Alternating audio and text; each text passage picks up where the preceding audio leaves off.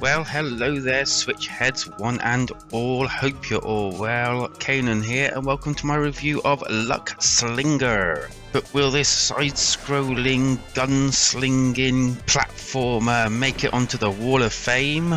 Or will it be relegated to the Wall of Shame? Or maybe somewhere in the middle. And as always, you can come and join the party. The link is below for our community Discord. Disclaimer, there is no party but a lot of streaming and fun with our favourite console, the Nintendo Switch. And as always, if you enjoy any of my content, well, you know what to do. Gameplay. And so you've come to the Wild Wild West to prove yourself, have you, boy?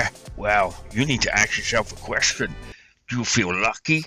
Well, do you? And that's pretty well what we want to find out in this review. Now, this game has so much actually going for it, and quite a lot of things I don't actually want to spoil for you because they brought a smile to my face. And I think if I showed you everything and told you everything, I think that would actually spoil your enjoyment when you go into the game yourself. The story is basically you run into a town and it's run out of luck, and basically you need to hunt down 6 wanted people and in a way reclaim the town's luck. Each kind of level is actually a new person that you need to go and find, a wanted person. You need to find them and either kill them and bring them back, or you can let them live and bring them back. It's up to you. And each one kind of gets a different result, so I'm going to leave that up to you to decide which one you want to do and not spoil any results. There is actually a fully fleshed out kind of town in this game, and I'll come back to that in a second. The actual gameplay will have you going and kind of like some platforming, a lot of shooting, and quite a few different enemies. There are different settings set in the night and day modes, and some of them will have you platforming, some of them will have you for instance, riding up to a coach or a train and jumping onto the back of it, and then gun dueling there as well. Each stage also has an end of level boss, and I can tell you that these are actually really difficult, or at least I found them really difficult, needing multiple times to actually defeat them. There are actually 2 modes to this game, a sort of like new version and a retro version or old school. The old school, I think if you die and lose all your tries, that's it, you start again from the beginning of that level, and the new version you start from your last save. And trust me, wow, you will need to probably start on the actual new version, because I don't think I would be as far as I am after hitting the bosses if I would have gone the old school way.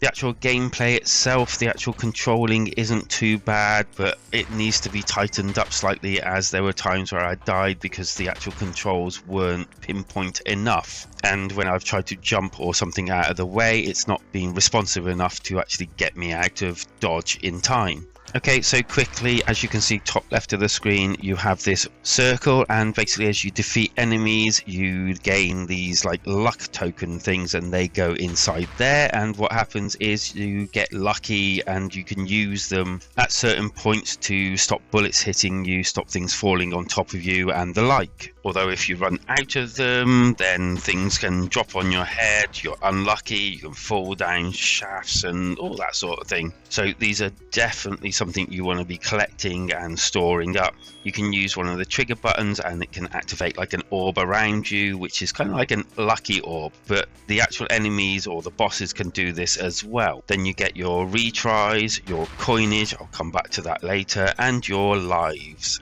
And then on the right hand side of the screen you've got the bullets and your knife. You can throw your knives, which is okay, and your little duck, I'll come back to that in a bit as well, we'll go and pick it up for you. You have a reload trigger, and you will want to be using this all the time. Whenever you run out of bullets you want to as quickly as you can, especially if you're transitioning between fights. Trust me, you do not want to be going into a fight without any ammo, because you can't jump or anything and reload. You have to stand still or walk in order to reload. There's also a roll button which you can use, and you can roll out of the way of bullets and the like, which is useful, but it wasn't as sensitive as I wanted it to be, and found myself dying a few times because of that reason. So I tended to jump out of the way of things wherever I could. And then through other things like gambling with native Indians, you can pick up extra weapons like a shotgun. You'll only have 2 bullets and then it's gone, but that's triggered by another button, the A button, whereas Y button fires the actual main weapon. So that's generally the actual gameplay in a nutshell. And then you've got the actual town, and here you have a place where you can rest your head. You also have like where you actually find your wanted posters so that you can go and hunt the actual people.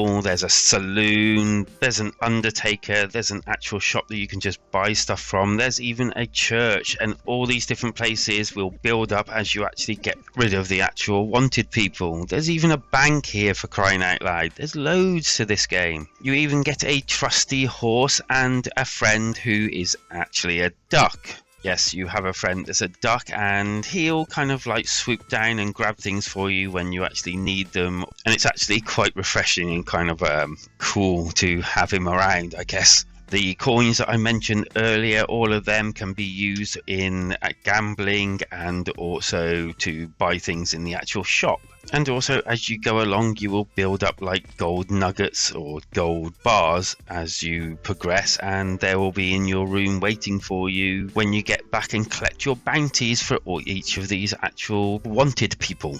Okay, so instead of spoiling everyone's joy and showing you everything that this game has, I'm just going to say this. Luckslinger, for me, really captured the actual feeling of the Wild Wild West in kind of like its primitive type way. I am quite impressed the fact that it's able to actually do this in kind of like a 2D side-scrolling like shooter, which kind of really pains me, the fact that the controls aren't quite as intuitive and well balanced as they should be, because some of those ender level bosses I found really difficult, and some of the actual difficulty was down to the fact that I couldn't move quick enough with the controls as they are. And that brings me nicely to the graphics. I really do like the way they've actually made each level feel and seem different, even with the like pixel art type look that they've got going here. The actual duck that's flying around is kind of cool. I like it when he goes to bed, it kind of like soothes me. There is some similarity obviously between the actual enemies, because obviously they're only people doing what they do, shooting you. But there are other characters that you have to avoid, and other obstacles and traps that you have to avoid as well. They're all well animated within what they actually have here, and it's quite neat to actually watch, especially the horse running. I just wish that that animation that they have when the actual ender level bosses talk could actually be skipped entirely, because after you've died several times, trust me, you don't want to be reading and skipping each page itself each time you actually go back to try and defeat them again.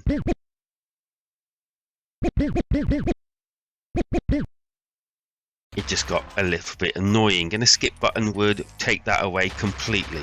And as for the audio, well, it's actually quite good. The soundtrack's brilliant. It captures the whole feeling of the whole game. There are places that you can go and change music. There's a piano. I'm not going to go into too much details on that, but go and see and do stuff with the piano. And all the other sounds are, well, what you expect them to be. Shooting and all sounds good, and yeah, it's what it should actually be in a game like this.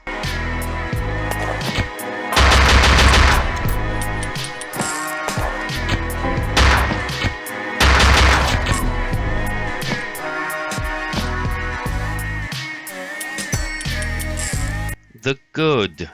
I think this game's given a bit different. It feels fresh in a way.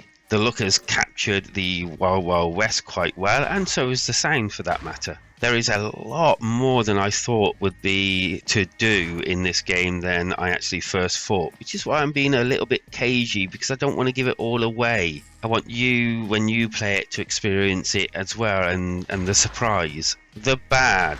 It has to be straight away the speech bubble thing of the enemies, that you can't just skip the whole thing in itself, and those controls definitely need a little bit of a tightening up. The score. Okay, anyone that's into anything like this, I'm pretty sure that you'll enjoy this, and that's why I'm going to give it a 4 out of 5. A definite hot, definite good. Go and buy this if you like this sort of game. 4 out of 5. I so enjoyed it. It's so much fun, and yeah, I just want to pick it up and play it again. I haven't completed it from end to end yet, but I am going to go back and definitely complete this and definitely try and find all the hidden extras that's in the game. And as for my alternative, well, I had difficulties finding a game a bit like this, so I've gone for Guacamole Super Turbo Championship Edition. It, as well as this game, is a platformer with a bit of a difference, and I believe it's also multiplayer as well, which is pretty cool. I actually own this, but not on the actual Nintendo Switch, but I did actually enjoy it to a certain point when I played it on the other console, PS4, and I did enjoy my experience with it.